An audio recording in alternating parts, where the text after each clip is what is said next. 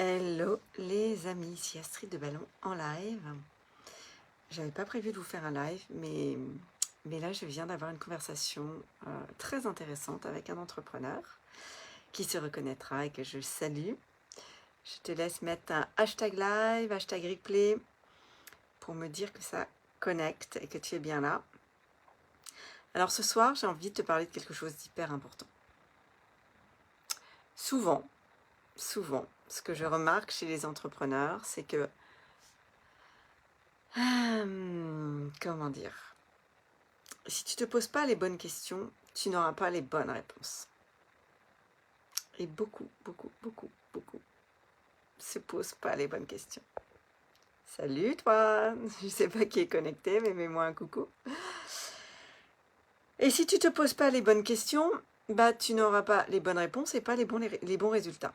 Tout se passe à l'intérieur de toi. Donc si avant de communiquer, tu te dis, bon, qu'est-ce que je dois faire? Il faut que... C'est pas bon. C'est pas bon. Quand tu es dans ce type de questionnement, salut Franck, le problème c'est que tu es dans ton mental. Et tu es coupé de tes tripes, de ton essence, de ton talent, de ton génie, de ton super pouvoir qui est à l'intérieur de toi. Et du coup, qu'est-ce que tu vas faire? Et moi, je l'ai déjà fait tellement de fois, mais j'ai ramé, hein, quand j'étais là-dedans. Qu'est-ce que tu vas faire? Tu vas t'adresser au mental de la personne. Sauf que, qu'est-ce qui fait que tu vas être magnétique? C'est tes émotions, c'est tes tripes. Et pour ça, il faut savoir qui tu es, quel est ton super pouvoir, ton don, ton talent. Qu'est-ce que tu as envie d'offrir au monde? Est-ce que tu arrives à répondre à cette question? Et connaître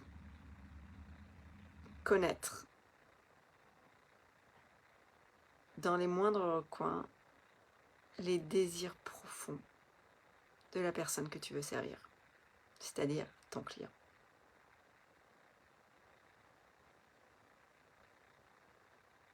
Moyennant quoi,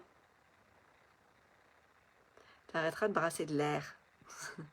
Et surtout, tu te sentiras soulagé. Parce que beaucoup d'entre vous sont à un stade où ils ont un désir profond de servir.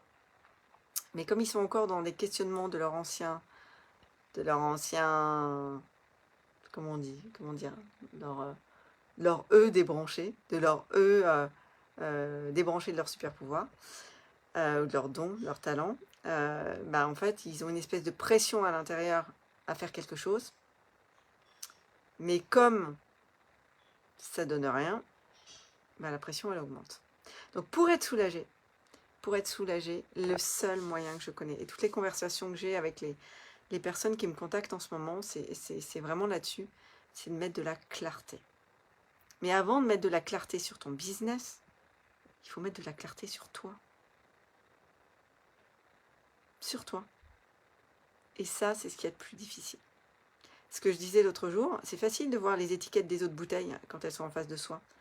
Mais nous, comme on est le vin à l'intérieur de la bouteille, on essaye de regarder l'étiquette à l'extérieur. Et c'est tellement plus complexe.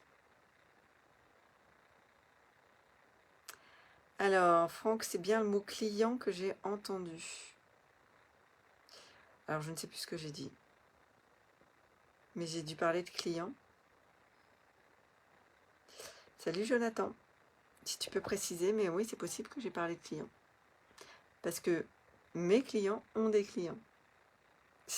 Les entrepreneurs ont des clients. Après, tu appelles ça comme tu veux, parce que le mot client ne te convient pas, mais je veux bien un autre mot si tu en as un.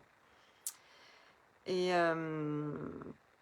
donc, ouais, savoir qui tu es, pourquoi tu es fait, dans ton identité profonde, te rebrancher à toi-même.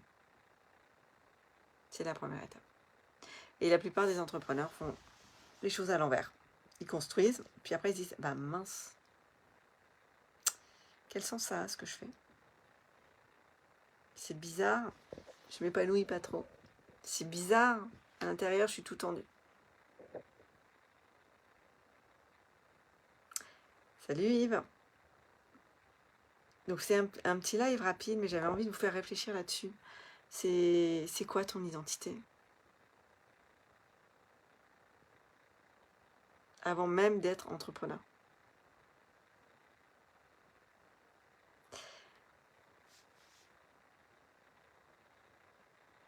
Avoir ton mode d'emploi, savoir comment tu fonctionnes, c'est pourquoi tu es doué, ce que tu aimes, là où est ton génie, ce qui est facile pour toi, et puis souvent on ne le voit pas parce que c'est une évidence, mais les autres le voient. Je vais vous raconter une anecdote. J'ai eu un client qui était ébéniste, il travaillait le bois, il faisait des plans de travail de cuisine, des portes de placards, des choses comme ça, il travaillait bien. Et il avait une boutique avec des saladiers en bois, des couverts en bois, des bols en bois, enfin vous voyez, tout ce qu'on peut vendre en bois. Et un jour, j'arrive à la boutique, et c'était pas mon client, hein, je travaillais avec sa femme. Et puis, c'était la première fois que je venais, puis je regarde un petit peu tout ce qu'il fait. Puis à un moment donné, j'aperçois sous les étagères en bas des grosses boules, des boules en bois. Puis je regarde ces boules, puis je regarde sa femme, puis je dis mais c'est quoi ces boules? Et là elle me regarde, elle me dit ah j'arrête pas d'arrêter de lui dire de faire ces boules, ça sert à rien, c'est nul, c'est. Je dis mais c'est une blague? Je lui dis mais c'est des œuvres d'art, ça doit être dans une galerie d'art, ça n'a rien à faire là en fait. Elle me regarde, elle dit ah bon tu crois? Je dis je crois pas, je suis sûre. Moi, je les ressens. Elles sont magnifiques. C'est de l'art. Je dis, ah bon? Bon, on en reste là-dessus. Et elle rentre chez elle le soir, puis elle dit à son mari, ah, en fait, il y a Astrid qui est passée à la boutique, elle a vu tes boules, et elle a parlé de tes boules, et puis son mari s'énerve, dit, ouais, vous m'énervez avec mes boules. Et il s'agace, puis il dit, non, mais elle a dit que c'était des œuvres d'art. Je dis, ah bon? Ah ouais. Bon. Et puis, moi, je continue à accompagner sa femme. Et quelques mois plus tard, un gros problème personnel. Et il m'appelle, il me dit, écoute Astrid, je voudrais me faire accompagner. Je dis, ok. Donc, on a travaillé sur justement cette fameuse identité, sur ce qu'il avait envie d'offrir au monde, sur quel était le sens de ce qu'il faisait, et sur son don, sa zone de génie, son super pouvoir, tu l'appelles comme tu veux, qui était de créer des œuvres d'art. Et il s'est autorisé. Donc, je l'ai accompagné dans cette identité d'artiste, et non plus d'artisan, ou d'artisan d'art du coup, qu'il n'avait pas. Et c'est devenu une référence dans son domaine aujourd'hui, et son métier aujourd'hui, c'est de faire des beaux. En soi, ce n'était pas un métier, et j'adore ça. Aider la personne avec son don et son talent à inventer ce pourquoi elle est faite. Et pour ça, je déborde de créativité. Tout à l'heure, je parlais avec une amie, c'est pareil, qui est dans deux univers différents. Et je lui dis, mais qu'est-ce que tu aimes? Elle me dit, j'adore les deux. Et je dis, ben, match les deux. Il y a un truc à créer avec ces deux identités-là. Pour n'en faire qu'une qui soit toi. Et ça, j'adore faire ça.